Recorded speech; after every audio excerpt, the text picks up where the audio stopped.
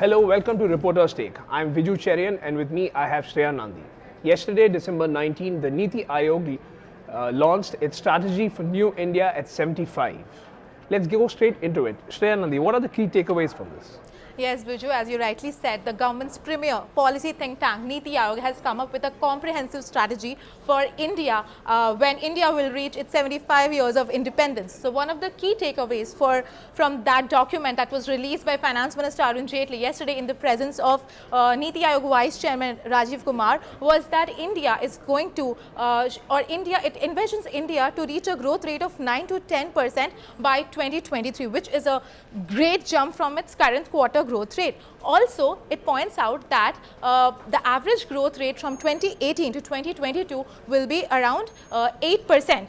Here, there are 41 key chapters in which they have laid out four sections in which you have drivers, infrastructure, inclusion and governance. So in drivers, you have sections like growth and strategy, employment and doubling of farmers' income and among others. In the infrastructure segment, NITI Aayog talks about energy, mining, Swachh Bharat Yojana for the government, and in terms of inclusion, it talks about health, gender and education, and in government, it talks about judicial and legal reforms.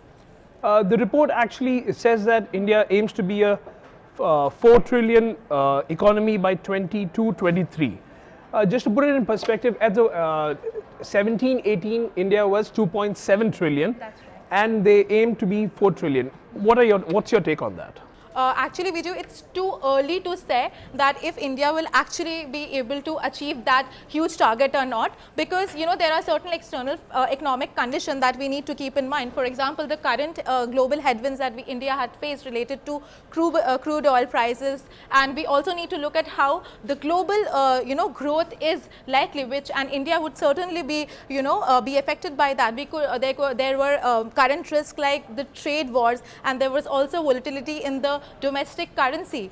And also one important point to note in this particular, when we talk about growth, is that NITI Aayog has specifically spoken about sustainable growth. So here, what the finance minister yesterday also said, that we really need to remove inequality, which is also an equally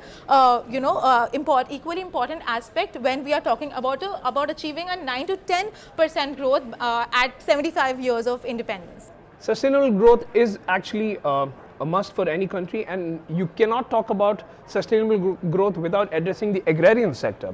Now, what does the report talk about the agrarian sector? And I think it's also talking about doubling farmers' income by 22.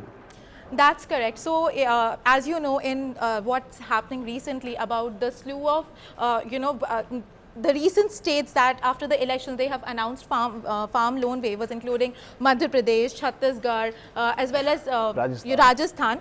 So yesterday, NITI Aayog Vice Chairman said that it's completely a matter of state prerogative, and the centre won't really interfere into the problem. And the main idea over here is that one has to ensure that whatever kind of policy that the government comes up with, the farmers' distress must go, and there should not be enough of farmers' suicides, and which is certainly also. That's what the central government thinks, that farm loan waivers may not really be a solution or a proper solution, long-term solution for the farmers' distress. Also, one has to look at the state's finances, which is an equally important perspective. Also, in the document, when you talk about doubling farmers' income, it talks about modernizing agriculture technology, increasing productivity, crop diversification, reorientation of fertilizer subsidy, amendment of Essential Commodity Act, as well as a stable export policy. If we follow these guidelines, then maybe the Prime Minister's vision of doubling farmers' income by 2022 will come true. Definitely, the government has laid out a blueprint for doubling farmers' income and for sustainable growth. Its 2022 vision plan is definitely a positive step.